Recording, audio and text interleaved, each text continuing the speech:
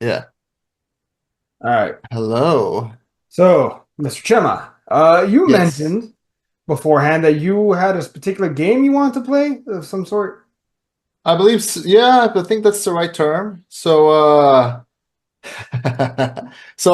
we are gonna get into the review, of course. Like please don't think we're not. But I thought I was how do I explain this? I wanted to give you an opportunity to redeem yourself from last week. What did I do wrong last week? You didn't do anything wrong. It's just, it's just strange times that we're living in. And What did we do last week? we talked. So last week we were talking about Trap, Yes. and at the beginning of the review, I mentioned that it's Trap Summer. First, I said Brat Summer, and then I was like, let's move on to Trap Summer. And And you then were like, and what then is you sent me that? one of those most offensive tweets I've ever seen you send me. Can you repeat what it says on the tweet? The tweet from Rick Craven goes as follows. And I quote, first it was Brat, and now it's Demure. I can't keep up. And then unquote. And then he says, my brother or sister in back pain and mortgage payments. This is not for us. You don't need to understand it any more than my dad needs to understand Pokemon. Just nod and be happy for them. Legitimately, maybe the most offensive thing you've ever told me. Like honestly.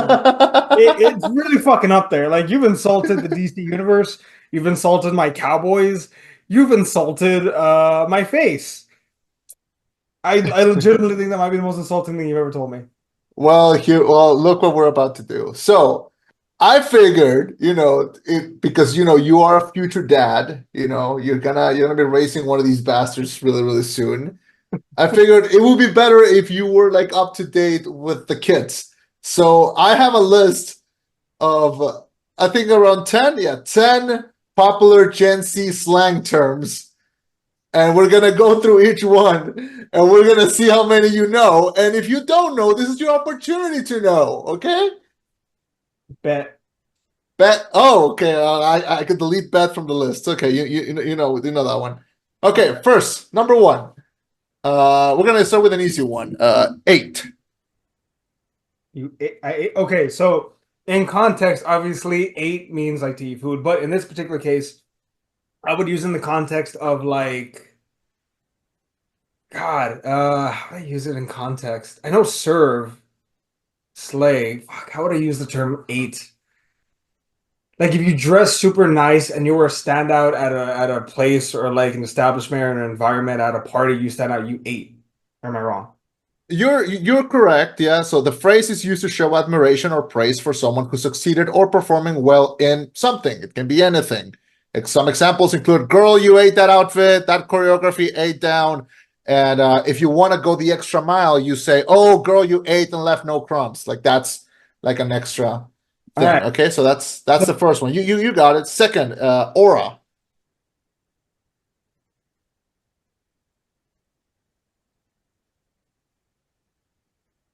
Aura, but that's already a word. Like it doesn't Yeah, even mean what it means. yes. So aura is the actual definition is a quantifiable unit referring to how cool, positive, integer, or uncool, negative, integer, an individual is. So I guess what swag or swagger used to be in the Yeah, late is aura. 2010s, it's now aura. Yeah. So So it just means what it means. So that's a new yeah, slang term. I always thought aura just was like a word that you use no matter what in the same context. yeah. But now it's being used as like, oh, you didn't get that girl's number, pff, aura loss, man. I've heard it used in the sense of like someone said your aura is giving depression vibes. I've heard it used like that. Yeah, it's not bad. It's Is not that bad. Okay, accurate? you're good. You're two for two. Okay. Bitchin'. All right. Next, and this is one that it took me a long time to understand, but Say it again. based, Based yeah.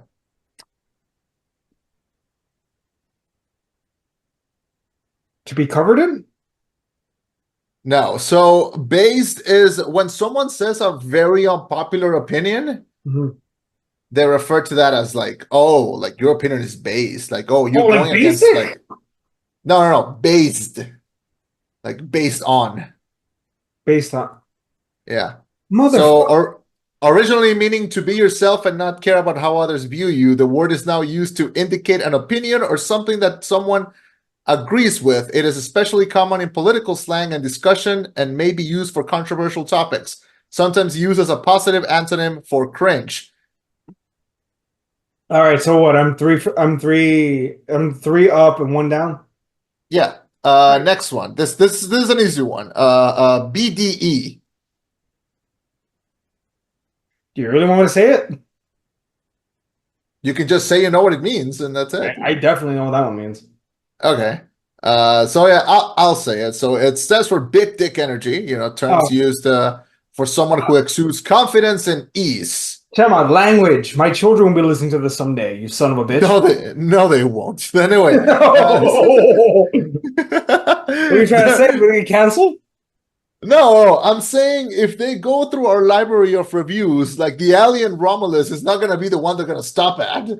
What if okay, can I tell you something real quick? I Yeah. actually when I heard the Romulus and Remus thing, I was like, that would actually be a nice name for a boy, Romulus Luna. That's not bad. And then I heard the story, I'm like, no, never mind. Oh, no, or no. Remus is good though. You know, But it's Romulus. not bad. Yeah.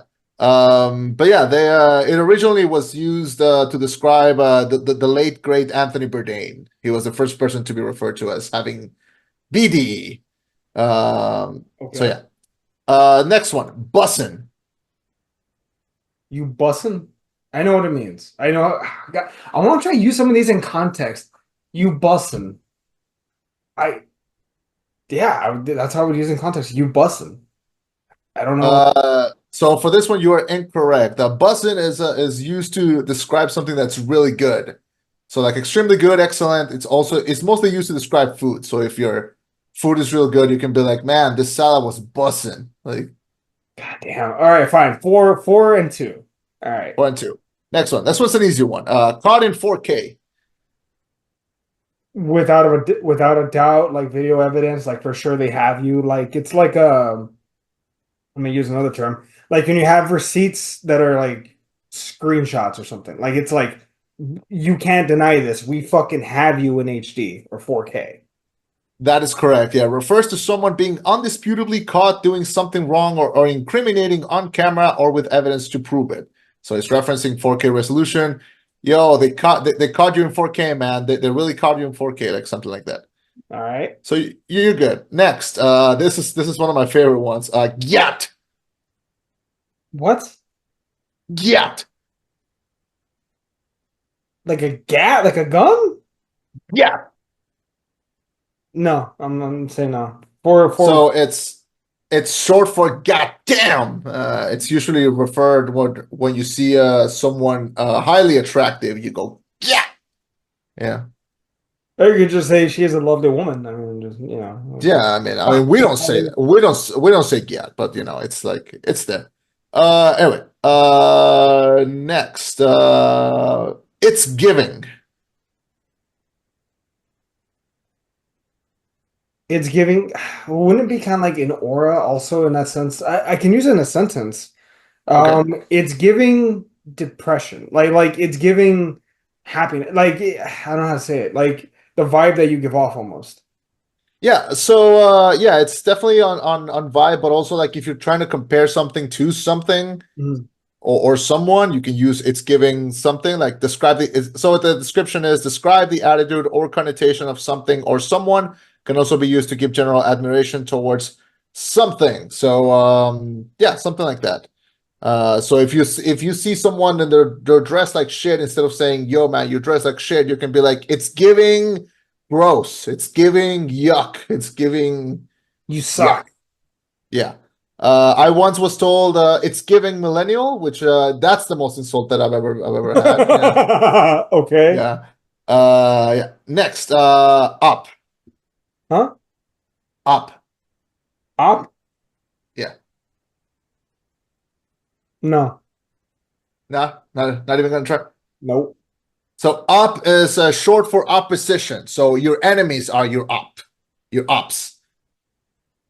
They can describe like it can describe like I Yeah. don't know your bully, or it can describe like a political party, or just ops are out there. Okay. Yeah, sure. Why not? Fuck it. Okay, this one's easy. Mid. Oh, nah. Okay. That's a wrestling term. Fuck all y'all that stole it from us. Mid. That's from NJF. Fucking like your taste in music, it's mid. At least I go beyond five artists, man. There's Your taste in anime is mid too. You have no No, idea I know, I'm fucking. what you're even talking about. Okay. My God. Okay, last one. Riz. Riz, like, God, again, how to say it? He's got mad Riz. I guess, like, I want to see like appeal, almost like sexual appeal, but it goes beyond that. Like, again, the vibe that you give off. So that will be more aura. Riz is specifically for charm or seduction skills. So Riz Uh, is strictly when it comes to sexual appeal. No, yes. They call it Riz because kids cannot spell charisma because they are. illiterate fucks. Well, it's not their fault. It's Bush's fault because he first said "No Child Left Behind," and then we're all in this mess now. So that's gonna be enough for list of learning Gen Z slang with Eddie. I I hope hate we you. all gained I something a hate you lot from so fucking this. much. This was great. This was a great use of our time, and I think we should jump into the review. Chema, I need you to know I hate you. Yeah. I hate you. No, no, you love me, and if you wanted to embarrass me on the show, you could come up with something as well. But here we are. So I don't know if you wanted to do like a wrestling term thing. Like Oh, I'd you be want to fucking down. admit? Okay, Jump into the review. what's gorilla position? What's what? What is the gorilla position? The gorilla position. Is that like a sex thing? Nope. Oh, now that I think about it, it does sound like a sex thing. Are you sure? Yep. Well, it's a wrestling term. Is it like Tell me when you want me to tell you. uh?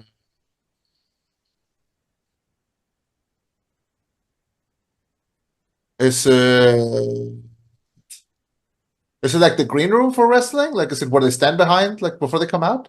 Good guess, but no. Oh, okay. So Google lied to me. Anyway, let's You fucking son of a go. bitch. Let's That's what the fucking two go. screens are for.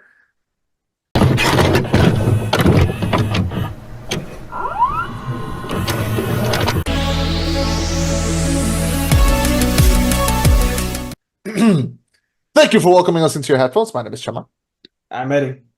Reviewing Alien Romulus, and this is the rollback. In space, no one can hear you.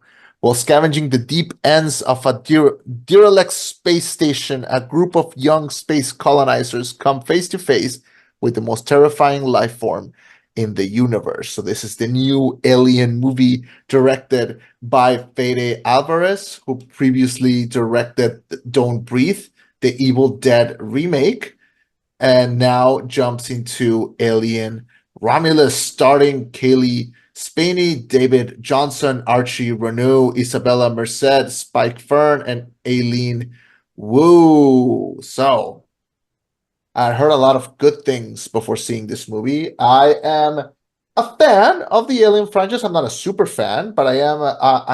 I have enjoyed them a lot. I've seen Alien. I've seen Aliens. I saw Prometheus and I saw Covenant. And now I've seen Alien Romulus. I had the utmost joy of watching this movie in 4DX at 12:30 p.m.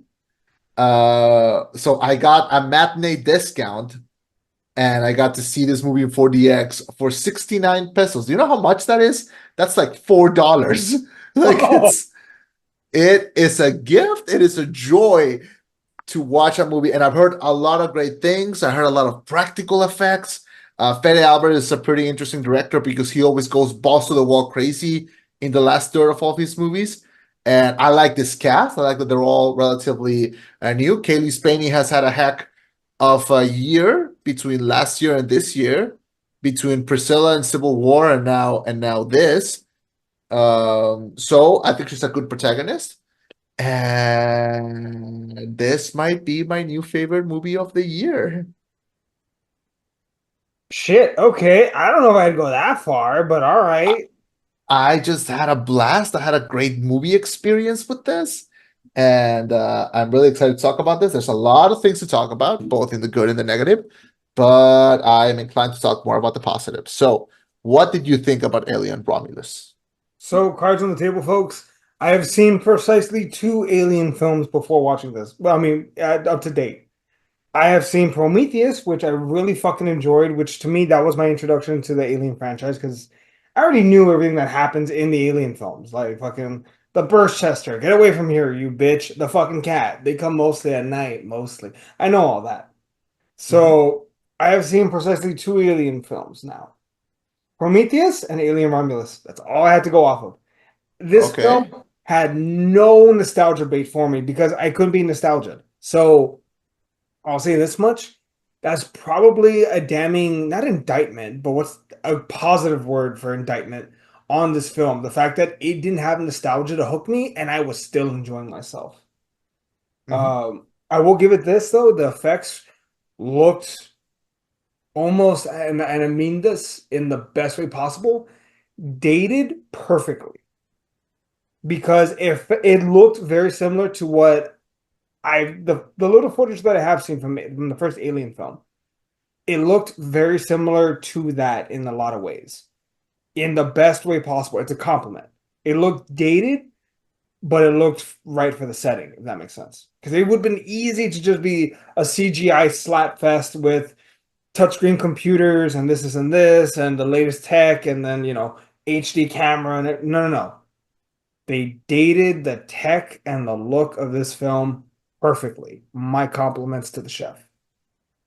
Yeah, so Alvarez was very, very open on the fact that, like, hey, we're using a ton of practical effects. I saw a video of when they were recording the scenes at the beginning when they're still in the city, Mhm. and they did this shot. It's just like shot of like how the city was looking. That rain was real. The rain is natural. Really? Yeah, and the whole set was just there. It was built. Like, I mean, it's obviously like a city and like a set, but like everything was built and it felt like real. It felt lived in.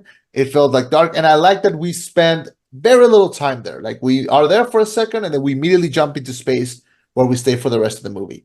Mhm. And very easy, very simple to follow. We have our main character, our Rain, played by Kylie Spenny, and her adopted brother Andy, played by probably the movie's standout, David Johnson. I He is the think Michael everyone's Fassbender of this film. he just everyone is going to leave the movie just talking about this performance.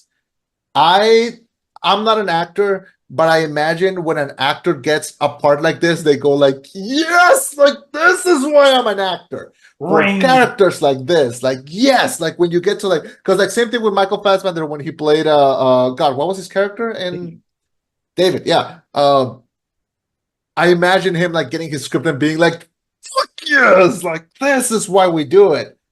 Because Poor Michael like, Fassbender's been abused by not one but two big franchises. and in this one, he was abused by himself. I Uh, know. And I know. And so yeah, Johnson is great in this. And they're joined also by Archie Renault, who I didn't know. I've never seen this guy before. Apparently, he was in like Morbius and like a couple other movies. Uh, don't know Spike him. Fern Is deserved it it. I'm just saying. who? Spike Fern deserved it. I just want to go on record saying that. Oh yeah, he was in the Batman. He was one of the guys that gets beat up at the beginning. Good. Good. He Yeah. just Yeah, Alien Wu is in there for like a bit. She's also like this is also like her big movie. And the other one is Isabella Merced, who I think we've seen in like a lot of things recently. Um, who was really good. She was a pregnant one. And she's gonna be in Superman, so that's gonna be really cool to see.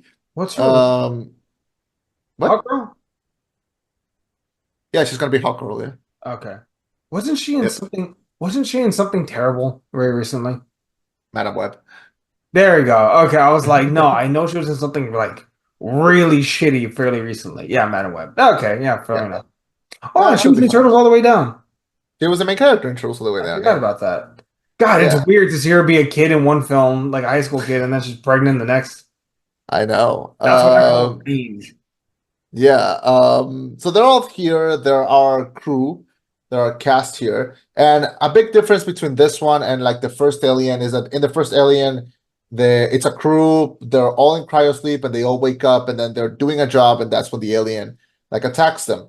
And the big difference is that in that one, they're just people doing a job. Like imagine you're at your job and you just get attacked by an alien. Like that shit sucks. And this one, they're fighting for survival in a weird way. Like they want to leave this planet to go to another one and they need these cryopods in order to survive it. So immediately we have our hook, we have our heading, and we get to the space station where they are met by pretty dangerous life forms. So there's a lot of levels to this. You Mhm. know, there's the story level, there's the character level, there's a scary level, there's the action level. And I think it really balances all of them pretty well because you have characters that you both want to survive and characters you want them to die. Okay, So there was one character that I wanted to die. Goddamn. yeah, just one. But like you felt like pretty hard for it. And like I like to feel that while watching a movie. Like that whole scene when they're getting the face huggers when they're bringing them back to life and we hear him saying like there's something in the water, there's something in the fucking water, like that immediately you know that shit's about to hit the fan, and it's worth it, man. Those effects look great, just seeing them in the water. I, Fantastic. I wanted to say this real quick. So I did see some criticism online, and I want to disagree with it right from the beginning. Yeah, Um, there was a there was some criticism about how long it was before we actually got to see any aliens. It was about 45 minutes before we saw the first face hugger before we really started diving in. Talking about how boring the beginning was and yada yada yada. I just want to say this real quick. The fact that they took the time to build characters that we are invested in is not a bad thing. That's, if anything, a good thing because it means later on when they're at risk, we care. When Andy gets jumped by those little bastard kids on the planet, I sympathize with him, right? When Rain has done her time, and then the corporation just, oh, sorry, we need you to work another 1,200 hours, so you'll be here for at least another 5 years. Like that shit. One, it makes us hate the corporation, obviously, because capitalism, not good. Or not, unchecked capitalism is bad. Hashtag Amazon, fucking Disney, Monsanto, Big Pharma. Insert all the S&P 500 here. Anyway, um, one, obviously corporation bad, but two, it endears us so much to these characters that we want them to succeed. It's a basic part of storytelling. I cared more about Rain and Andy not dying more than I would say in, like, for example, fuck, what's a big movie where I didn't give a fuck if someone died? Madame Web. Madam Web. Yeah, there you go, Madam Web. I would say Civil War was also a really big one because I was like, they're not gonna kill each other, they're all good guys. Like, I'm not invested because like I haven't. I know the stakes, and in this one, they're all to some degree killable. Like even the pregnant lady, which this movie crosses some fucking boundaries, and we're gonna get to that. Um, but yeah, no, I do appreciate the fact that they took the time to build the cast and make us like them before we ever had to deal with the aliens, because then at that point it's like, oh no, we want these people to live. But yeah, there are a lot of levels on this film. We also, I think another good thing having to do with the writing is the fact that we are sympathetic to their story of just trying to escape to freedom, like trying to leave a world of backbreaking work where you risk dying in the mines. Like it's insane that it's what, a couple thousand years in the future and we're still using human workers in the mines, but hey ho, there you go. Um, yeah. Mate, feel free to jump in here. I could keep going. No, I'm listening and like of course, there's a lot of like, political background on this. There's a lot of human background in this. But I was here, like I went there for the experience, and I don't know if it was the 4DX talking, but it really elevated the experience. Let me give you an example. When they first enter the space station, and first of all, the fact that they have to go in through like a very, very small to immediately like I'm like, oh fuck, this is scary. Like the fact that they have to go through like this very, very narrow space to enter, and then there's this ongoing threat of like the gravity turning off. The second that they started to float when they were in the space station, my chair just started to move with it. It was awesome because I was moving with them. And like the best two examples of when 4DX improved the experience is number one, that scene when they're in the gravity, and also the scene where they're or when it's the acid like in space and they're grabbing it from the tube. It's like near the end Yeah, when yeah. they're moving around. Yeah. But then the scene with with the first chest buster, um, because they were doing this thing where like I was in my chair and they were hitting me like in the back at the same time as the chest buster was coming in. It was awesome, man. Like hitting you like right here, like in the back, and then as the thing was coming out, absolutely wonderful. If y'all can see this movie in like 4DX or D-Box or something like that, oh my god, do it. It's absolutely perfect. I used to be like kind of against 4DX. I thought it was unnecessary, but between Twisters and now this, man, this is how the movie should be experienced. Like a movie like this should be. I'm trying to Are see. you are you I'm looking looking for up. times? Yes, I'm looking up 4DX theaters, but there are none near me. Not even There's Santa. a D-Box one. Yeah, D box, but like I want the fucking census. What's D-Box? Wait, what's the difference between D-Box and 4DX? If I'm not mistaken, D box just like vibrates your chair, and but it doesn't like Hmm. physically move it. It just like you're wrong. Oh, At least as far as I understand. Maybe I'll try D box again. Maybe it's good, but no. As far as I'm aware, D box just like vibrates your chair. But then again, that was like a decade ago. Maybe it's improved. yeah. Oh, Uh, 4DX is cool. Like they have fans and like they throw water at your face and like shit. Really good. uh, But yeah, for this one, really hiding up the experience. But I think even without it, you feel the weight, you feel the size of this ship. And when you're coming in and you see them floating, just the way the ship moves, like or even when they're like flying around it, trying to or when they crash into it, into like the parking space, man, you feel the size and the weight of this. And it's a beautiful marriage between traditional effects and painted over CGI, which I think ends up really, really working. mhm. There's there's not many times I can say that the CGI really affected me. You could tell a lot of it was practical, but even when it was CGI, you didn't really mind. You gave them the salt there. You allowed that to happen, if that makes sense. It was good all the way through, honestly, in my opinion. Yeah, there wasn't like a single moment where I'm like, no, too much. Like wrong. I was enjoying it. I was having a good time. I like the action. I like the quiet moments. I like even the couple of jump scares that are in the movie. I thought were pretty effective. Oh, Uh, real quick, that chest, the first chest buster, yeah, fuck, they knew what they were doing when they killed the sound and just let her scream. They yeah. knew what they were doing. Also, I think this is the most violent that we've ever seen a chest buster because, like, then you see like the skin or like the actual chest of the girl, and like you can see The like the cracks. bone. Yeah, it looked amazing. Like, It looked painful. yeah, as it should. That's what I wanted from this. Because, like, look, uh, a lot of the everyone who watches this movie is going to think one of two things. They're gonna think, "Man, that was awesome," or they're gonna think, "Man, it was good," but that third act really took a left turn. And you're gonna be like one of the people that like, thinks to find the last act is great or is too weird to take in. I want to jump into it right away. I thought the last act was incredible.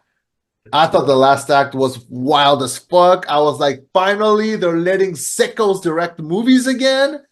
Like, I am here for this. What did you think of it? So real quick, two things. Where did you think that the third act began, really? And we can dive in. So not exactly the last act, but like the last 20 minutes. I Like when you feel like the movie's about to end and then it doesn't. I think okay, so three things real quick before we get to Yeah. the act. One, uh the what was his name? Was it Jorn? Who? Bjorn? Tyler and the Spike Fern. Was it Yeah. Jorn? Bjorn. Okay. When he died, I felt nothing for him. I just want to make that clear. Fuck him. Okay. I understand. It brings up a great question of do you save the few to save the many? But Andy wasn't that particular synth, so maybe fuck off. Second, I really love the character dynamic of Andy being reprogrammed and then reprogrammed and then reprogrammed. Like it is something that can only happen within this universe, and it's fucking brilliant. Where his primary directive is protect Rain to primary directive protect the company. And I love that. I love how he goes from being their most valuable asset to being their biggest detriment to their survival. I fucking love it. I love how he works with who is the guy from the original? The one that's in this. So that's Ian Holm playing the character of Rook, who originally played the character of Ash in the original one.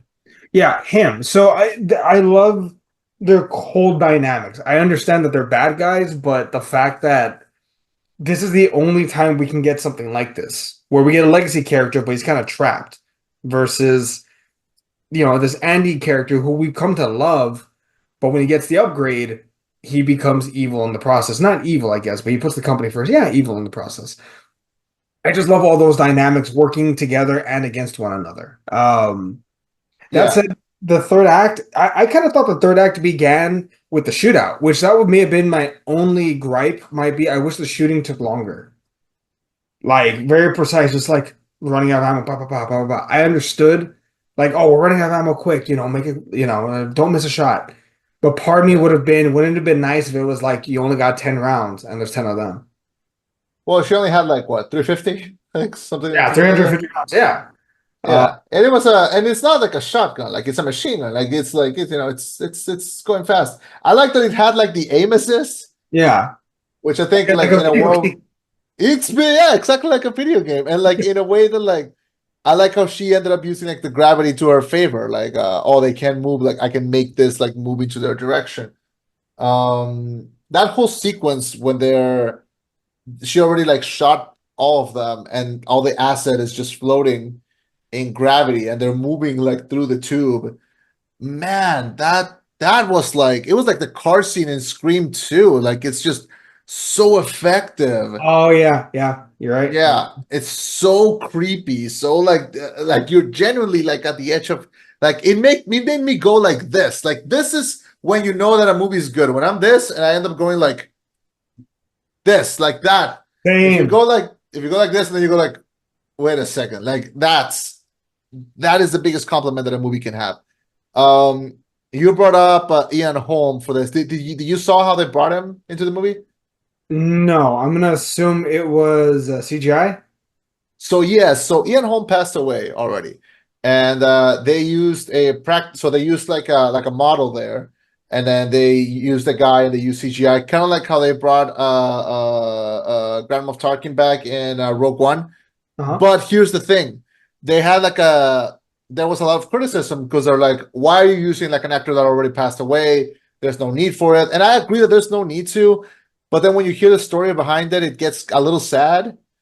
What's the So story? he passed away, and then Ridley Scott had the idea like, hey, let's use like CGI to bring back this actor because like he was also like a cyborg in the original one, and they spoke to his widow and to his family, Uh-huh. and they said like, we have this idea, we will not do it if you're not okay with it, but here's the idea, and his widow specifically said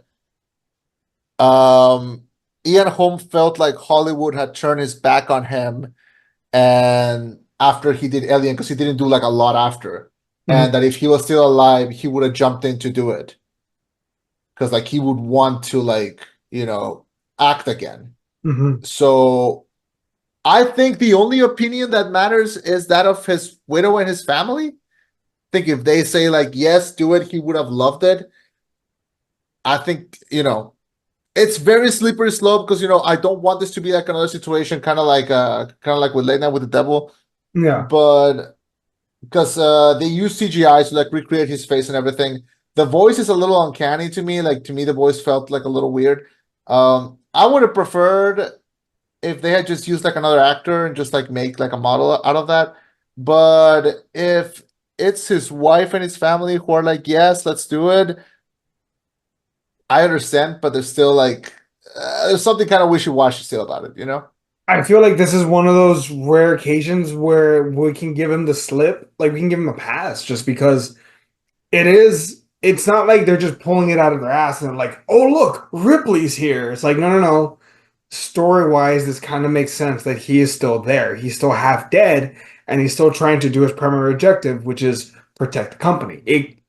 It fits enough. There's a story reason. It would be like imagine Robert Downey Jr. fucking died before Avengers Endgame, right? And for a short moment, when they go back in time during 2012, you still see him as Iron Man fighting the Chitauri and Loki and stuff. It's like, look, is that a little dicey? Maybe a little bit, but it kind of fits because of look at where they are at the timeline, and it doesn't play a massive, massive role. Like he's not the antagonist of the entire film. You know what I mean? Um, Yeah. so So I I mean, think he is the antagonist of the movie, like in a weird way, like in I a feel like the background way. aliens are the antagonists a little more. Yeah, but he's Corporate like he's America is the biggest antagonist. Corporate America is the villain. Yeah. So the thing is that it's not the android from the first one. The android from the first one was called Rook. This one's called Ash, Mhm. and it's just another model of the same droid. It just has the same face because it's the same like model. Oh, But you could have. I mean, it, it gets dicey. It's kind of like when they did that Phantom Harold Ramis for the Ghostbusters Afterlife thing. we'll give you a pass once. Yeah, once. This one, that one, I felt like okay, that's kind of. I don't want to say it's necessary, but for that one, it fits. Like it's there. But For they this did one, Frozen Empire, which I think is right. yeah. But for this one, they I don't think it was like I don't want this to be like the Force Awakens for the Alien franchise because Alien doesn't need like a Force Awakens. But I think the parts of this movie that are entirely its own are great, and the parts that try to call back to the original ones are just kind of there. Does that make sense? Well, see, and that's the thing that I feel like I am the tiebreaker in this one because it's like there's no nostalgia for me to hook me on. Yeah, Like context clues, I can fucking tell. Okay, this guy was probably from the original. But that's all I've got to go on. I have no idea what the fuck happened with him. I don't know what happened in the first, second, third, fourth, fifth, sixth, seventh, or eighth film. I don't have any context. So as the blind fan going in, it all worked. They couldn't write the nostalgia with me. So any nostalgia that was there yeah. didn't work, but everything still felt kind of cool and neat. Yeah, because like they do use the line, which is the get away from her, you bitch. It's Like kind they of do funny use though when that they one. use Yeah, it's funny because David's the one that I mean, not it. David. Andy's the one that uses it. Yeah, it's kind of funny, but it's like I don't know. It was just kind of there, and like I said, I think the parts that really like make it its own movie. I don't want love letters to the franchise anymore. I want freaks to direct either original movies or if they're gonna take IPs, make them freaky. I want exactly how they did with Evil Right. Dead Rise and with Prey and with Evil Dead Rise, something like this as well. It's another one of these which I think really works, and there's a lot in this one that goes great. And since we're talking about that last third, And going balls let's to jump the into the third wall act. going balls to the wall and being like, we're gonna show you an alien baby hybrid, Man, and like that got fucked real quick at that it part. got it. What is it with this year and Body fucked up part. birthing scenes? Like, What other birthing scene was fucked up? Immaculate. Fair enough. But you couldn't kill this one with a rock. Maybe, but you couldn't. Really big rock, maybe. And quickly, because that motherfucker grew like that. Yeah. Another one, another just great scene, really hiding by the 40X, like the that scene when she's like hanging by the end and Oh like yeah, up the and cliff. using the rings of the planet to like literally kill. Oh my God, man! Like, like it's just there's a ton of things that just really work aesthetically and just drive it home in the best way. When the movie ended, I had like my mouth was open, was wide open. Like Jimmy and I left that movie theater and we looked like, remember that episode of Drake and Josh when they go to the roller coaster and they like walk out with like the shirts? Have you Yes, seen it? yeah. That's how we walked out. We were like down like, yeah. And I turned to Jimmy and I went like, take me to a hospital. I am suffering what is known as an overdose of cinema. Like I it was awesome. Just like the way the whole movie moved and worked and everything.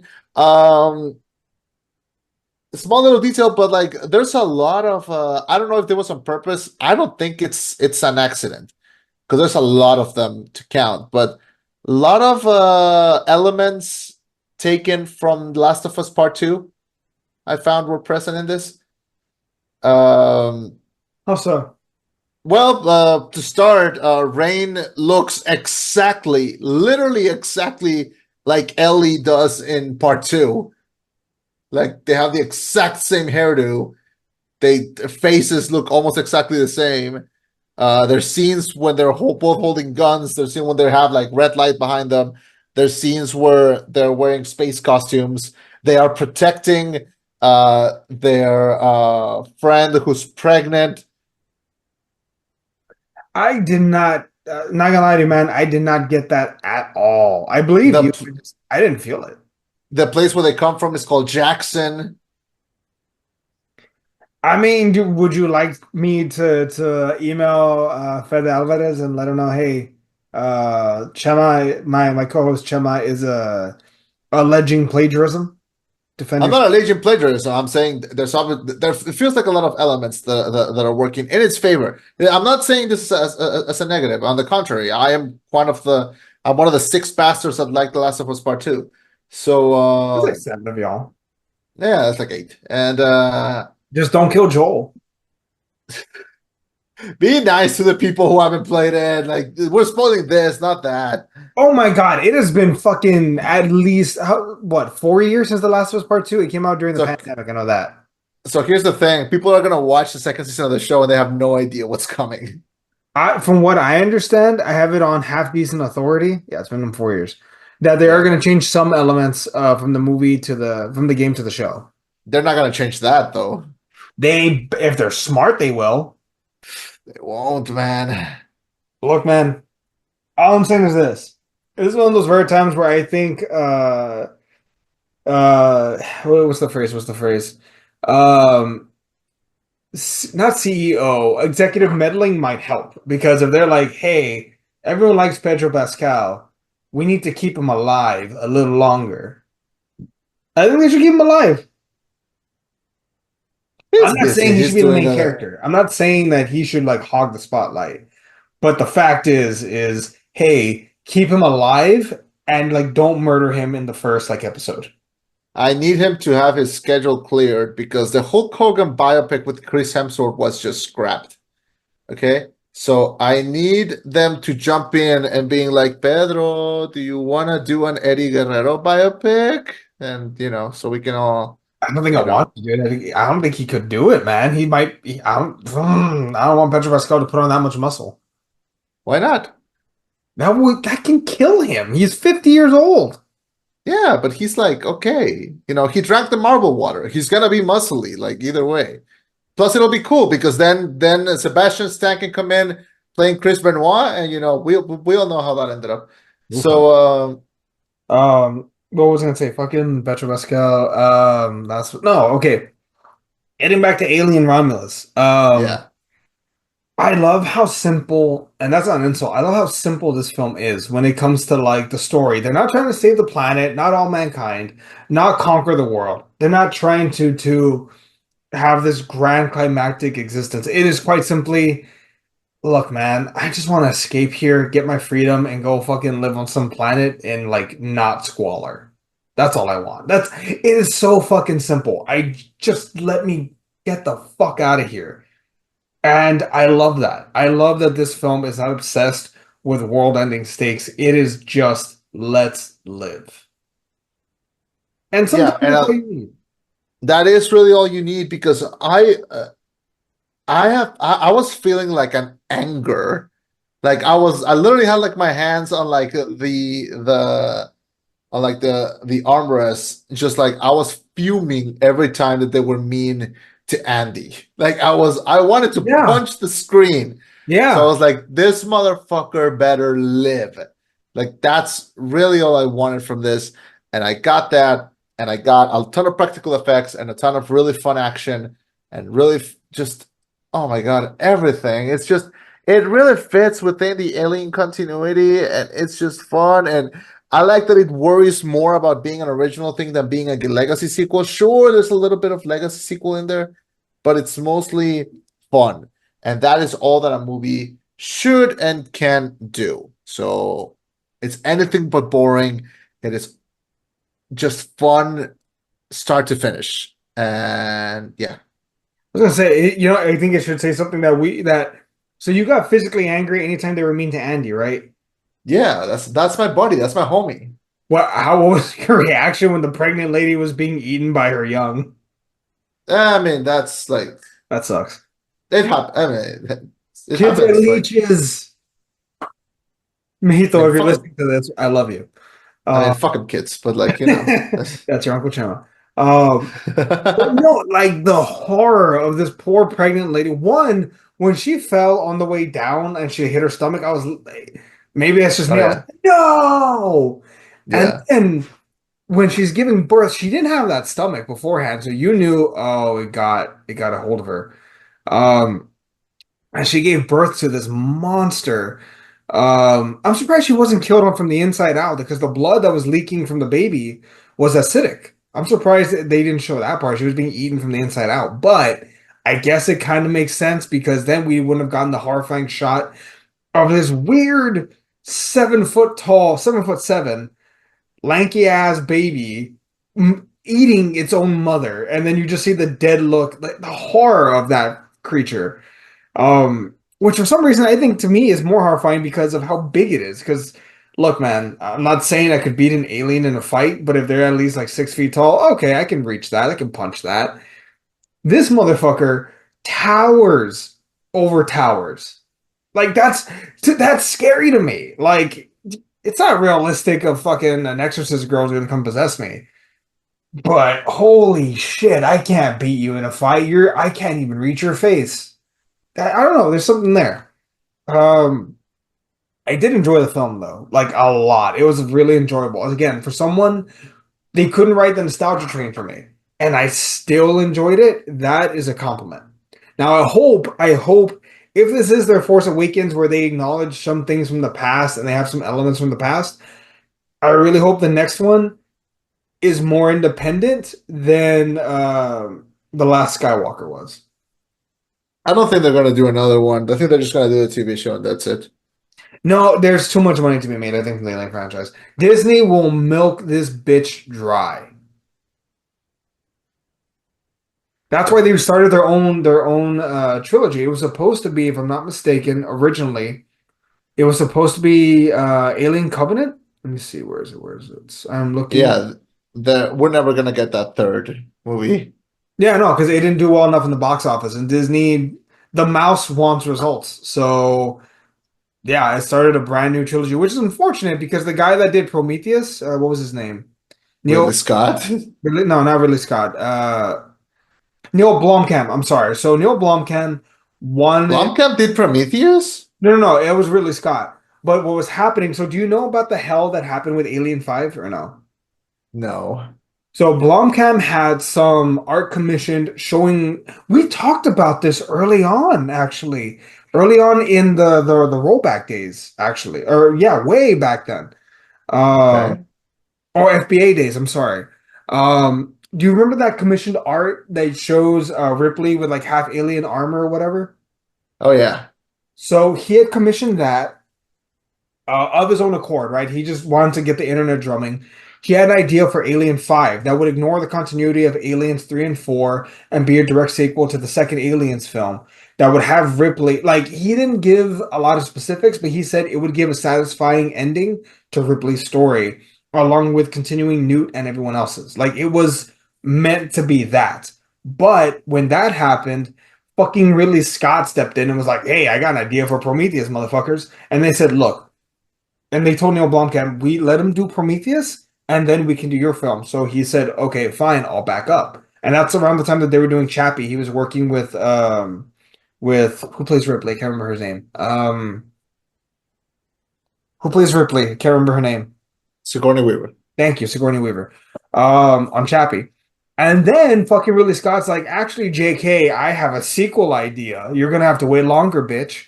And by that point, like Neil Blomkamp, everything kept getting pushed back and pushed back and pushed back and pushed back to a point where he had to kind of let go of the project.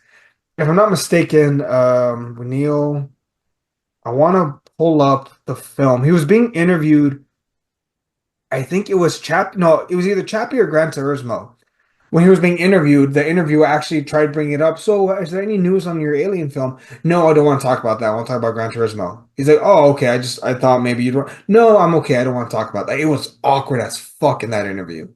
Um, but yeah, initially Neil Blomkamp was gonna do an Aliens 5 post Prometheus, but then Ridley Scott was like, "Fuck you! This is my franchise.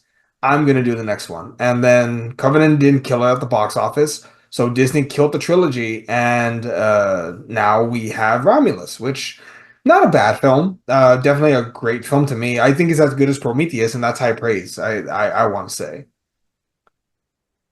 Yeah, I mean, from you. hey, fuck I you. say that nicely. I say that in a good way, you don't praise a lot of things. So there's like I would try to find the positive yeah. things. Yeah, it's just it's different. And I like this. Like I mentioned, I had such a blast. I had so much fun. Uh I highly recommend if you can watch it on 4DX, do it. Like give yourself the pleasure. It's a blast and it has a fucked up birthing scene, which isn't that what Brad Summer was all about. So yeah, I think No. I'm ready to say that I would give this a lesser score if the whole thing with Ian Holm would have been handled differently. But I'm okay saying that to me this is a 5 out of 5. I had a freaking blast, and this is what the movies are all about. It was so good that I watched Cuckoo the same day. I did a double feature.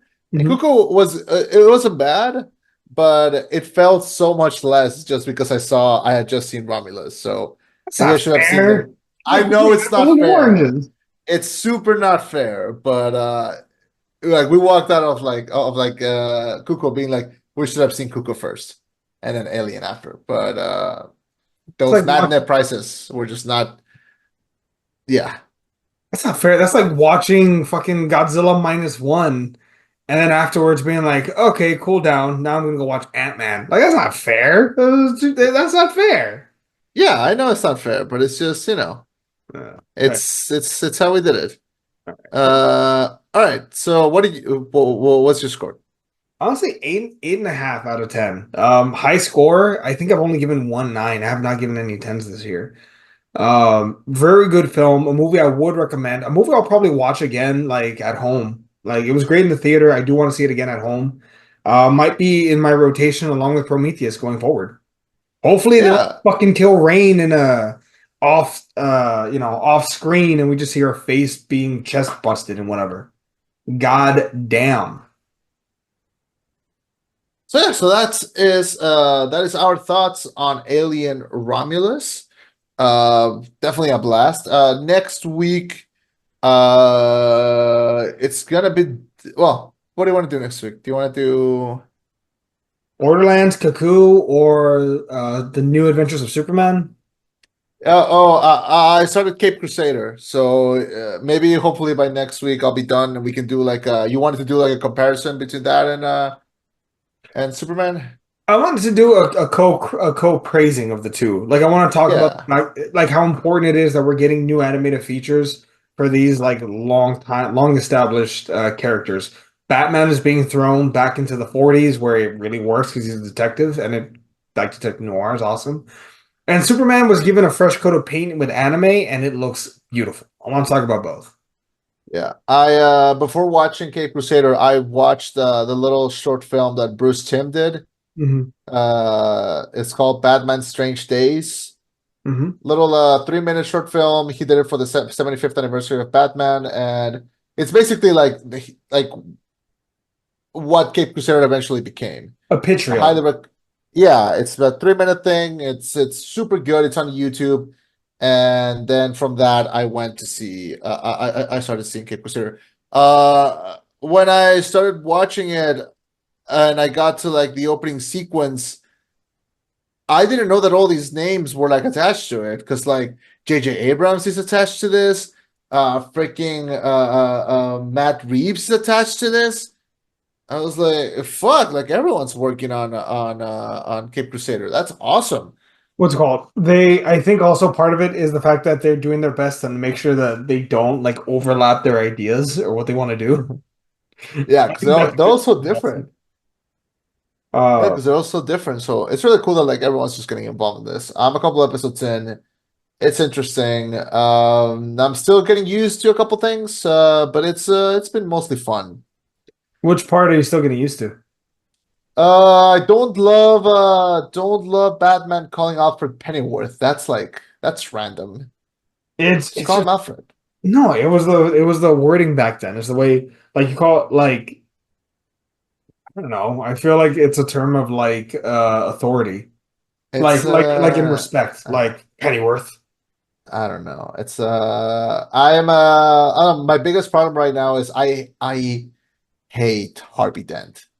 Like I think he like every time he opens his mouth, I feel like Michael J. Fox in Back to the Future Part 3 when he just goes like, he's an asshole. Like It you're like, and don't wait, worry. before Don't you worry. try to I'm not defend him, spoiling. like he's not Two-Face yet, but it's like, aren't you supposed to feel like some sympathy for him? Like, isn't he supposed to be like good and then like half good, half bad? Like he's just all asshole. Like I Just don't feel bad for it. I don't feel like no, like nothing for finish the him. show and we can have that discussion. I've got notes. Fine, I don't fine, have fine, notes. fine, I have essays on this show.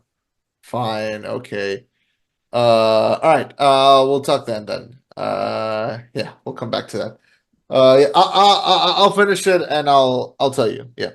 Hell yeah. All right.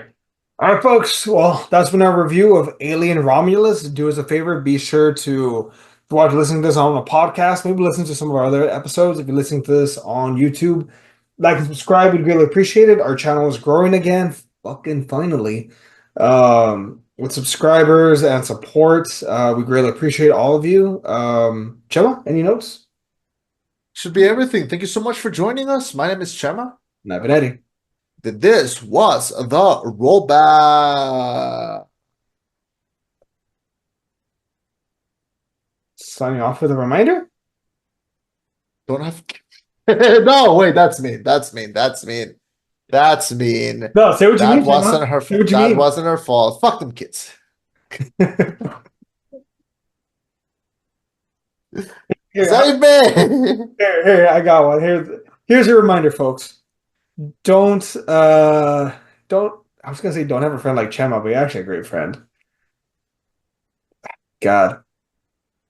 Um, Good night. don't work for evil corporate America if you can avoid it. It's hard though. Yeah. Good night. Bye, everyone. Yeah. Okay.